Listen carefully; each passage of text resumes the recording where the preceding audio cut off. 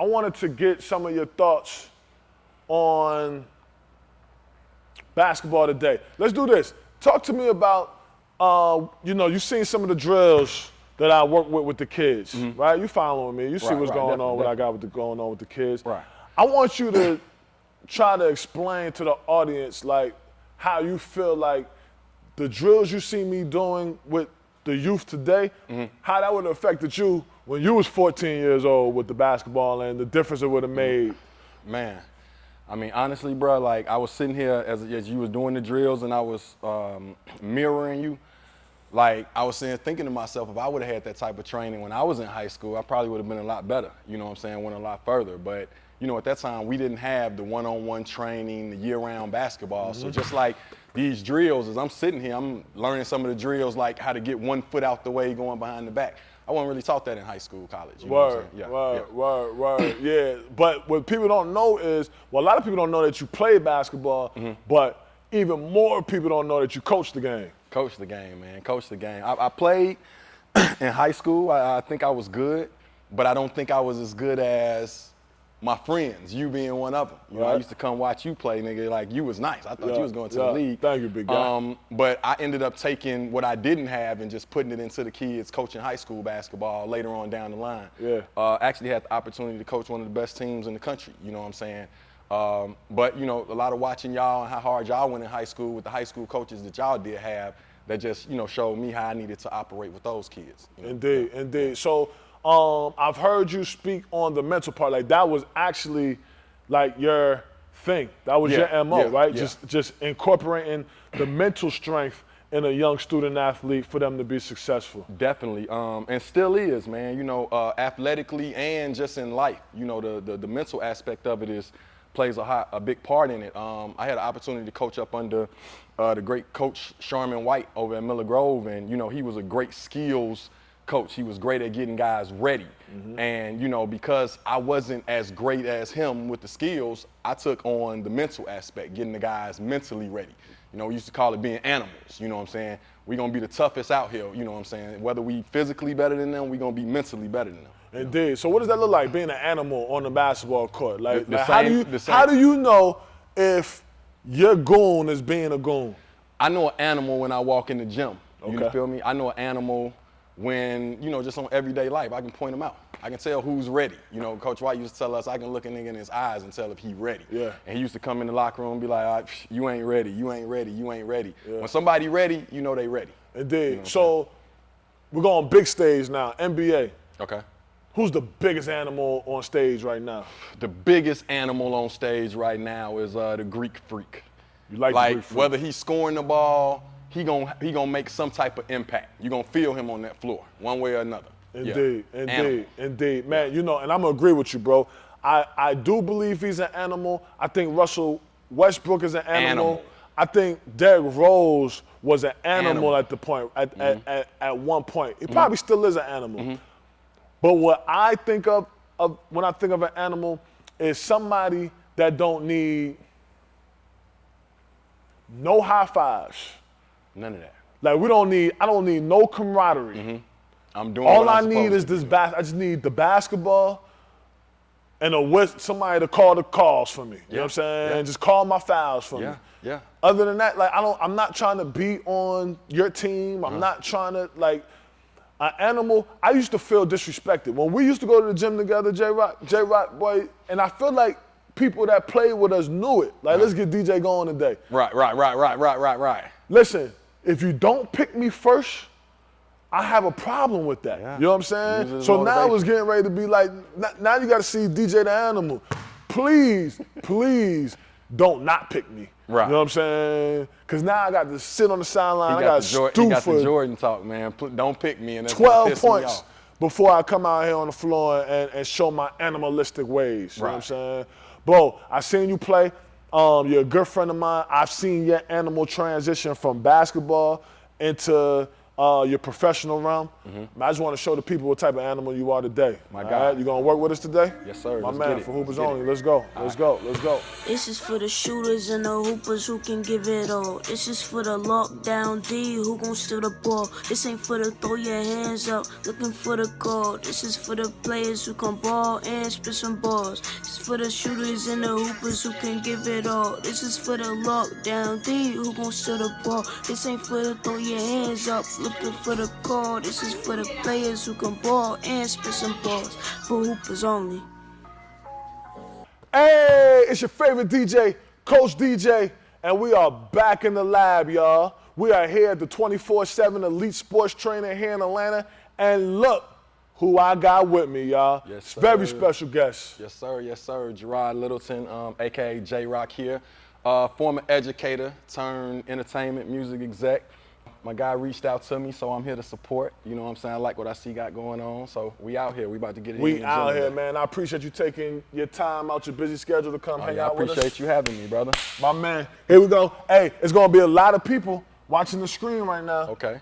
Wondering, what are you doing with this basketball with Coach DJ on the basketball court, That's bro? crazy, man. If you really, really know me, you know what I'm doing with this, man. This is our roots, man. I say our roots because, you know, our closest friends coming up, you know, and they still our closest friends to the day. This is how we met on the basketball court, you know what I'm saying? So our relationship is personal and in this gym, you feel me? That's why 100%. I'm here. That's right. Yeah. Well, you know these people don't believe you. They're not gonna believe you till you show them. Oh, okay. I got Show the 'em. camera out. Show and prove. Let's go. Here we go. Let's go. Let's My do it. God. Let's do it. Let's do it, big do guy. it. Let's go. Let's go. Let's go. Come on, J.A.B. We just got 10. That's 1. Come on. Let's go. That's 2. Good. Come on. That's 3. Good. Come on. Come on. 4. Good. Yes, sir. 3. 4. 5. Ask me if I need a cone out here, man. Behind the back. Here we go. Look. Set up dribble. Set up dribble. Between your legs. Cross. Behind your back. Got it. All right. Set up dribble. Cross. Then between your legs. You're going to use your between your legs last. All right. Here we go. Let's go. Set up dribble. Set up dribble. Boom. Between your legs. Sweet, big guy. Yes, sir. Use your feet as much as you need to. Give me 2 more. Dribble. Crossover between your legs. Behind that back, buddy. 1 more. That's a sweet pass, too. Yes, sir. Sweet pass. Here we go. Let's see if you're good enough to do it, big guy. Right. We're gonna go dribble. Behind the back, behind the back. Wrap that ball back around. All right. Held that thing. Dame over here. J-Roc, you do any celebrity games? Yeah. This is yeah. what this for right here. This so you can cook up J-Roc must see TV. Must see TV. You know, we've been doing this since we was kids, man. I might give one to Jordan back there. Uh-huh. Might toss one to him. Uh-huh. Come on. You know all you gotta do is get it to him. Fadeaway coming. Give it to him, man. That's I know all the you gotta fadeaway do. coming. Old times. That's how my boy used to do it. He used to find his On the favorite box. DJ. He used to find his favorite DJ. Oh, yeah. You know what I'm saying? For the fadeaway. Good job, big guy. Man, if you had these ball handling drills, how would it have helped you playing basketball? From when I was younger? Yes. Oh, man, like I've just been sitting here watching you trying to, you know, mirror some of the stuff you're doing. I mean, it's just a difference in, you know, being a basketball player and being a trained one. You know, if I'd have had these type of drills and training. Yeah, 100%. All right, so look, bro, this is what we got. We got a few obstacles that we're just gonna get around. All right, this is the jab step, jumping across barriers. We're getting ready to get through these little barriers right here, through these but obstacles. we're gonna do it cool. That's what it's about. We're gonna have swag with it. All right, we're not do it. gonna just, you know what I'm saying, knock over obstacles. We're gonna kind of elude them. Okay, Right? let's do it. You know what I'm Let's do saying? it. Make our crooked way straight right here. So look, this is what we got. We're gonna approach the defense with a double behind the back, freeze them with a jump stop, and a push cross. All right? Boom, boom, hold them, push cross. Boom, boom, hold them, push cross. All right? It's on you, J-Roc. All right. Yup. Yup, there you go. You got the jump stop with that and everything. That's her. Yup. That's all we look for is control. As long as we're controlling that behind the backs, we good, because you got the rhythm now. He got the dance, y'all. He's got to get control. Check him out. He got the dance. Here we go. Let's watch him. Let's watch him. Life is never really what it seems. We expect more than we achieve. Plotting on another way to scheme. You trapping when you could've made the league. My nigga, everybody got a dream. But reality is, most of us ain't gon' make it rapping. Most of us ain't gon' make it trapping. Most of us ain't gon' make it playing ball. Somebody ain't gon' see tomorrow, but none of us is gon' be here as long as reality is. My mama told me I could do anything I imagine.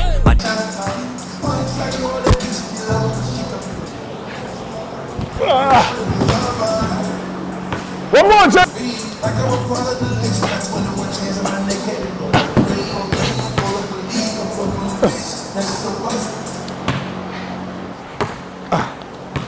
Split that. Good. Physical. Good. Make that, buddy. There you go. You got another one in you? Yeah.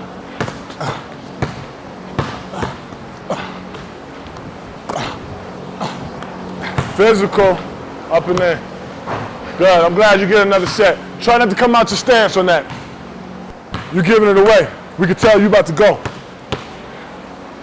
You know what I'm saying? You good? Yeah, I'm good. Come on, we're going to the locker room if you finish. Man, hey, great work, man. You see it? You see him over there on the wall? You see him? He about to go. He about to give it up right there, man. That's what it's like over here for Hoopers Only.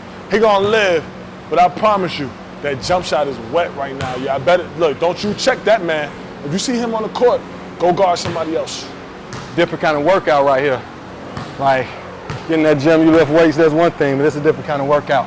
I ain't done it in a minute, but hell. But you smashed it though, bro. And I'm ready to come back, DJ. You smashed it, big guy. You having Can me, we bro. get you I'm back in ready. here? Shit, yes, sir. 100% No for Hoopers Only, man. For Hoopers Only. Man, what a workout, man.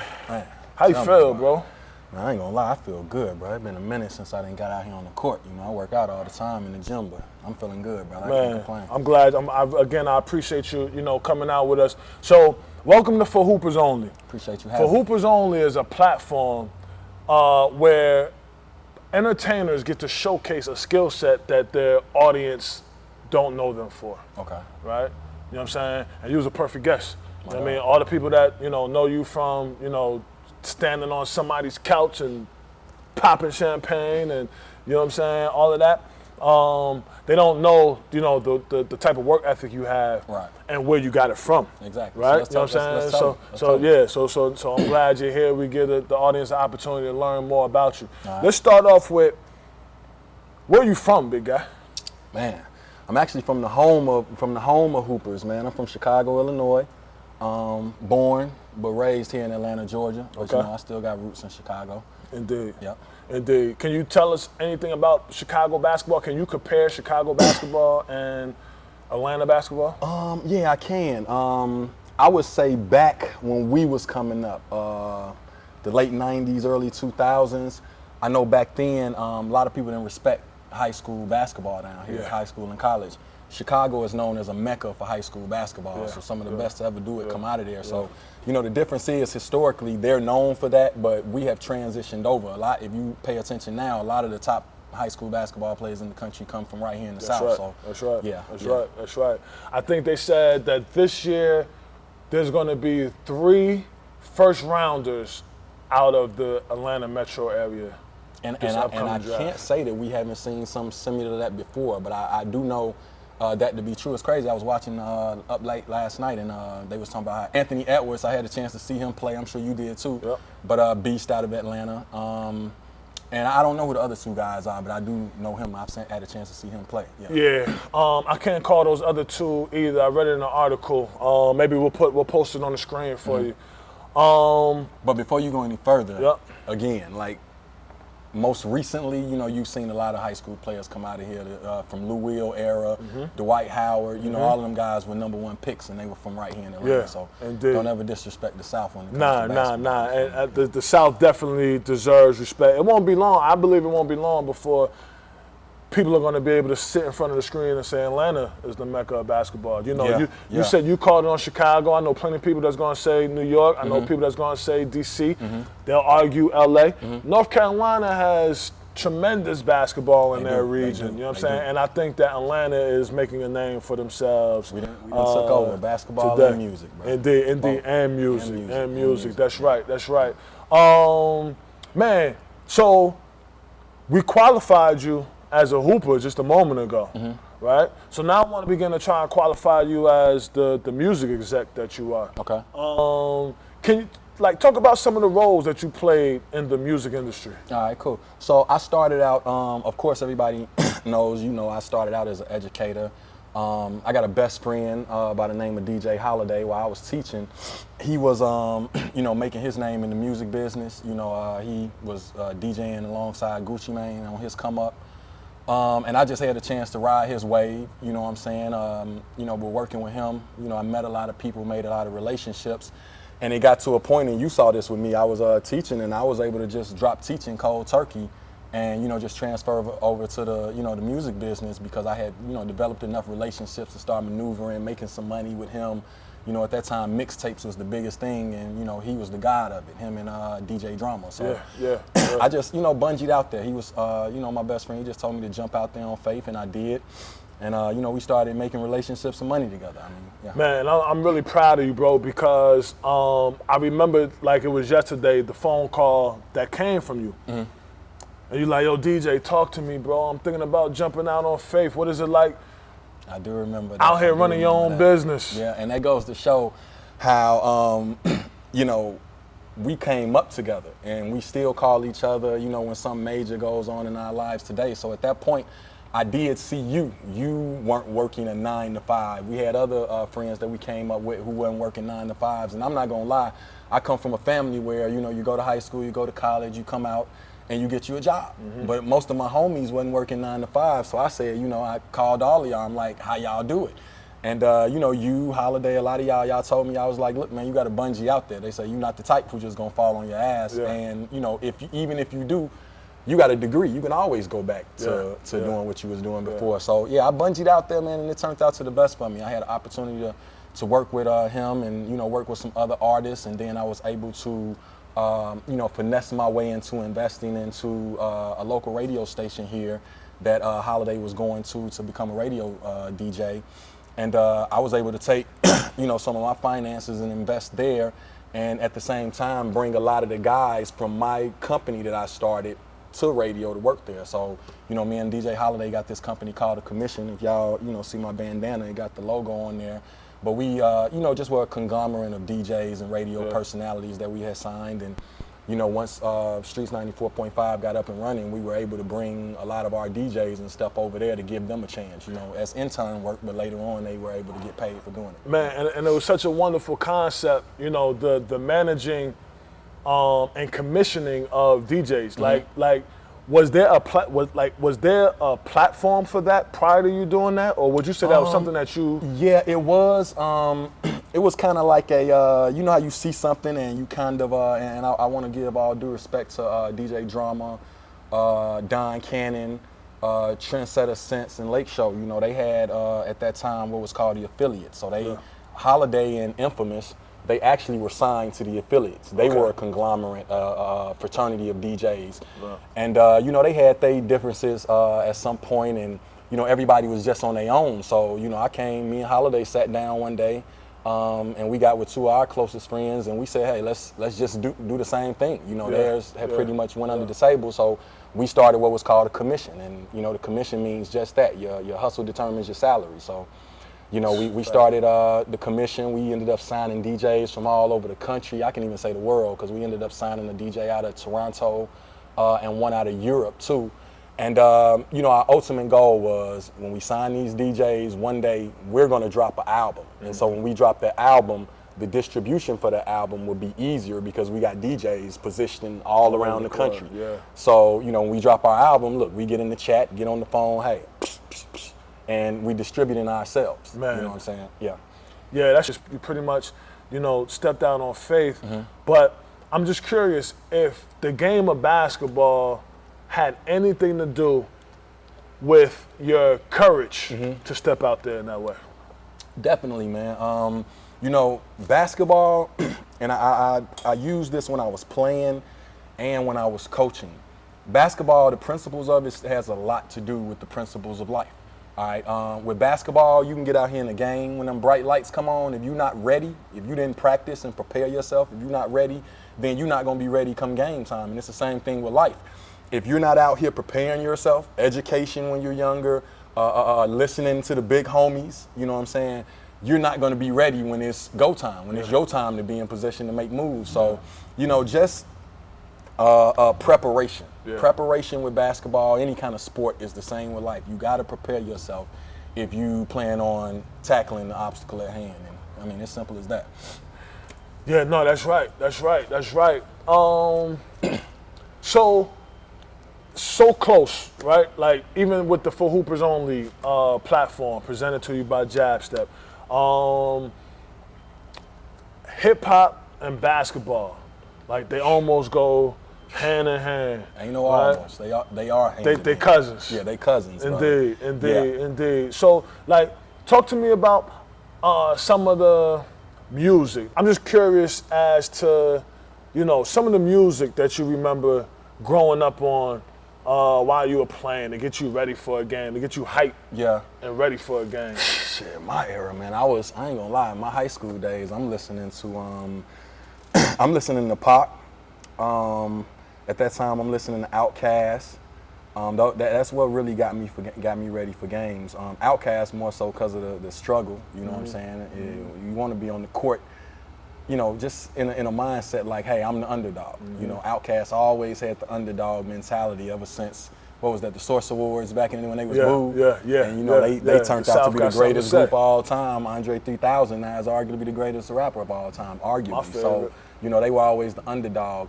And Tupac, you know, like I say, for the heartfelt pain, and he was an animal, like we talked earlier. You know, Pac wasn't taking no for an answer. He felt he was pissed off if you didn't label him the best at that time, or if you thought Big was better than he took that personal. So those two things combined, those were the music that I listened to then. Indeed. And so, like, you get to work with a bunch of great artists that people are fans of. Like, is there anybody that you, just being in the industry, that you have become a fan of, just looking at their work ethic? Or Yeah. I get a chance to sit in a lot of studio sessions. I get a chance to work with a lot of artists. You know, like most recently, I've sat in the studio with Roddy Ricch through his first album, Young Kid, Animal, you know what I'm saying? If he was a hooper, he's a little guy, but if he was a hooper, I know he'd be a killer. Yeah, he'd be a killer, man, because he's a killer in that studio. I done sat with Meek Mill through a couple of his albums being made from scratch. He takes it very seriously. He got animalistic characteristics. Gucci Mane, French Montana. I mean, I could go on, man. But I've actually watched these guys on their platform, you know, in the lab, and yeah, I mean, it's motivational, man. Yeah. It makes you a better executive, you know. Man, we have a friend that we grew up with, Jerry Jr., Jerry Black, Jay Black. Definitely influenced me music. I loved going into the studio, watching him start something from nothing and making it into like this beautiful music. Like, it's amazing. And that's the beauty of it. I have seen classic albums, and I've sat there and watched every recording of them. I've seen it from scratch, where the producers brought in, the writers are brought in, the artists are brought in, and you see it go from 0 to Billboard #1. You know, so yeah, the process of that, you know, like I say, it literally relates to basketball, because I've also been in the gym with a high school team that the high school had just opened up, and I saw us take kids, 14, 15-year-old freshmen. By the time they seniors, we traveling, you know, the country playing, you know, the top teams in the nation. You know, top players, top teams in the nation. So yeah. And I want to circle to that part of your basketball life, because you're unique in that sense, where you actually taught the game. Everybody else that we brought in, pretty much, you know, their experience is actually performing and playing on the court. You've been on both sides. I had the opportunity to teach them. But before we even get into that, you mentioned Meek Mill, and I just recently seen a post with him posing with a basketball, right? It seems as if artists want to be hoopers and hoopers want to be artists. Can you name some of the artists that you know for a fact can dribble that ball? Oh, yeah. Well, I know can dribble that ball. I've seen Chris Brown in action, celebrity games, open gyms. He can really play. Okay. I think he could have played college basketball at a high level. I had a chance to see Dave East. Actually, when I was coaching, Dave East was playing. We actually had a chance to play against them. Dave East, for those who don't know, is a hooper. You know what I'm saying? Who else I didn't had a chance to see? DJ Champ. He's a DJ that I work with. He's Lil Baby's DJ, Gucci Mane's DJ. You really don't want to be in that gym with him. He's no problem. I've seen that. Okay. And Quavo, you know, I've seen him on the court. So we mentioned about you being a coach, right? You also taught in the school system. Man, you being behind the scenes in that way and giving young people the roadmap. I'm just curious as to some of the players that you coached versus maybe some of the players that you coached against. They may be doing big things in the world right now, and but you was able to identify that they were going to do great things in the world based off of the way that they took in information and processed information and applied information that was given to them as an instructor. Man, I'm gonna tell you with your question, one thing that helped me and a lot of the guys that I coached against and with was that when I was coaching, I was young as hell. I was damn near some of the kids' age. So you talking, I'm 22, and I'm coaching kids who are 18. You know what I'm saying? So a lot of them, they looked at me as young, but they respected me at the same time because I was their coach. Right. With that being said, you know, we were basically kind of like growing up together to a certain degree. We were just winning. Yeah. But some of the guys that I coached who I see that rubbing off on now, like number one guy was Mufan Yadofia. He played for me at Miller Grove High School, went on to Georgia Tech, but now today, me and him communicate all the time. We like homies. He's a coach. He coaches, if I'm not mistaken, he has a job with the Hawks now. He was with the D-League in Philly somewhere, but he's coaching now. Yeah. And, you know, every now and then I see him on the gram, and he'll see me, and he'll shoot me a DM. Animal coach, you know what I'm saying? Still animal. Another kid I coach who's going to be in the NBA draft today, not today, but this year, Kevon Harris. Coached him at MLK, and you know, he ended up being one of the top players in the country this year. At one point, he was leading the country in scoring, and I see him on social media now, and he hit me with a text, "Animal coach," you know, animal. So you know, shout out to those guys. But you know, to answer your question, just being able to coach those guys and teach them the game at the same time, teaching them how to be men as I was becoming a man myself, you know, that was a big deal for me. And I'm sure, you know, even to this day, they're realizing that, damn, coach ain't much older than I am. You know, so they see me, I see them out and about sometime. They looking at me, but they like, damn, coach about 4 or 5 years older than me. So yeah. All right. Man, you know you've damn near first take Stephen A. out here in the streets. Yeah. All my friends and family tell me that. I'm the controversy guy. So we're gonna see if we can pull some controversy out of you. All right. Let's start with your all-time starting five. Like, who would you start a team with? Who would be your first guy? Well, I'm gonna pick 4 to go along with Michael Jordan. I mean, I don't think we can lead, so we'll pick a top 4 to go along with Mike. Okay. And I think I'm gonna show my age a little bit on this. So, you know, if I got to go at the center, we going with Shaquille O'Neal. Man, I love Kevin Durant at the 3. I mean, like, I just don't think anybody in history can consistently do what he does at 7 feet tall. At the 4, Tim Duncan. I got to go Tim Duncan. Historically, he's my 4. At the point, that's the hardest position. Oh, that's a hard one, DJ. I'm going to put Steph Curry at the point. That's for tough. 2 reasons. Okay. Because the guy can't miss, and I had to have some youth out there. You know what I'm saying? Some newer generation. So, I got to go with Steph Curry. The handles, the shooting, the getting other players involved. And, I got to go with Steph Curry. Well, you definitely showed your age, just because, not necessarily because of the players you selected, but the type of players you selected, right? You know what I'm saying? Now the game has transitioned into such an up and down, ebb and flow type of game. We're no longer sticking it into Big Shaq. You know, we just don't know how relevant Shaq would be in an all-time game. So is it safe to say that Shaq is the only person in my starting 5 who, you know, because Jordan was just as athletic as any player today. He was, but I would put Tim Duncan in that category as well. Tim, right? We got. So we have 2 low post players.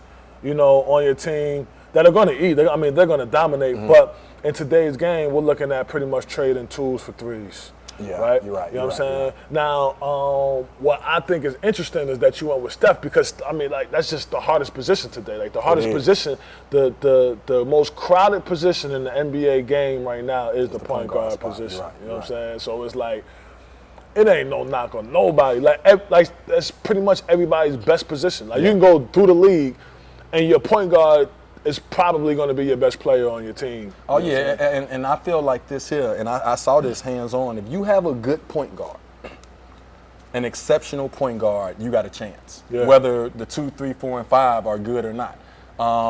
And you saw that when I was coaching high school. My first couple years, we had Mufan, who I just talked about earlier, and we didn't have a whole lot more, but we were in every game. That's a lie, bro. That's a lie. That's a lie, man. That damn Stephen Hill. Don't you disrespect that Stephen Hill? Yeah, but I'm talking day one. At day one, Stephen Hill was a big animal. So listen, my guy Stephen can I just Hill tell too. this story real quick, man? This is no disrespect to Mufan. Mufan went on and did great things. He was a 4-year starter, I believe. I think he went into Georgia Tech starting. 4-year starter at Georgia Tech.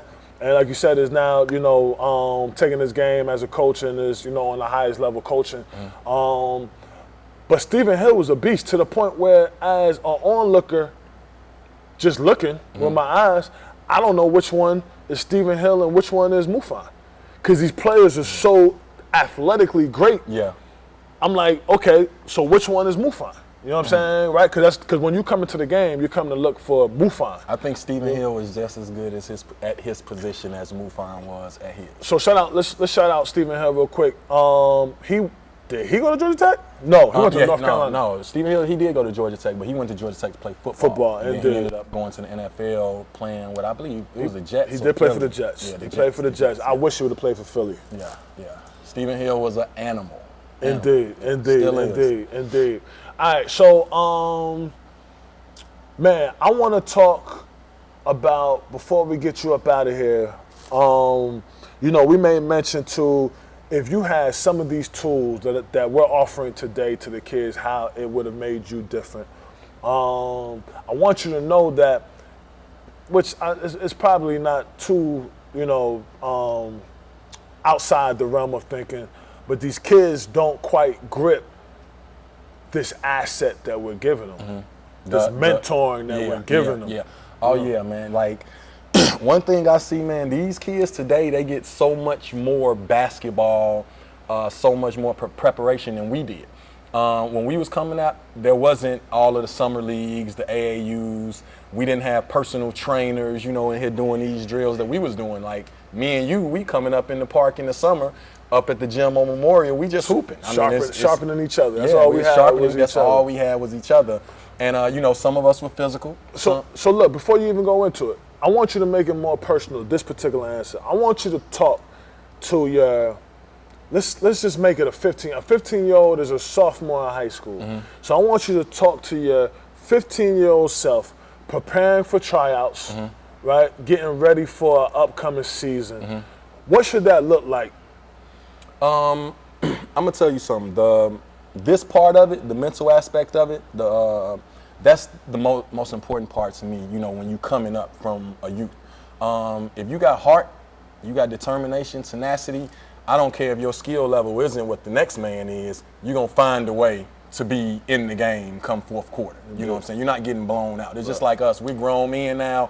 We could go into the gym with some of the best high school players in the nation. We ain't just about to let them outdo us, because in our head, I'm a grown ass man. That's right. You're not just about to, I know you good, know you can jump out the gym, but I'm a grown ass man. So, that mental aspect to it, man, is a big part of the foundation of being what you want to be as a ball player or anything in life. You have to believe that shit from the jump. You got to have the work ethic to know, hey, I got to get this done.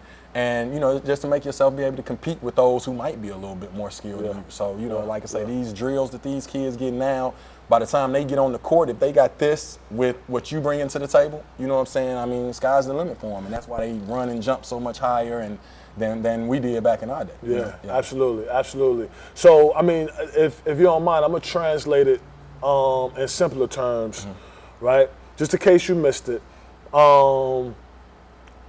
being a grown-ass man, right? That's a process. That's you knowing. You just know because you've went through so much preparation that you know you a man. Yeah. Right? Yeah. You know what I'm saying? And know that being a grown-ass man ain't about age. It's about up here. And your experiences, right? So translating that to a 15-year-old, it's preparing yourself to go out there and compete. Yeah. Preparing yourself to be excellent. You know what I'm saying? If you think you're getting ready to go out there and drop 40 because today you just made up in your mind, like, man, I'm dropping 40 today. That's not how it works. You got to practice scoring 40. So summer leagues, you should be practicing scoring 40. In practice, you should be practicing scoring 40. In your backyard against your little brother, your big cousins, you should be practicing scoring 40, right? And that is what being or feeling like a grown man looks like. I've already done all the work. All I have to do now is just showcase what I already know that I can do. Yeah. Being hot gets you the MVP. Staying hot gets you the Hall of Fame. And what that means is anybody can go out and drop 40 one day, luckily. You know what I'm saying? But if you're a 40-point dropper, a LeBron James, Derrick Rose, Allen Iverson, somebody who dropped 40 they don't drop 40 consistently by luck.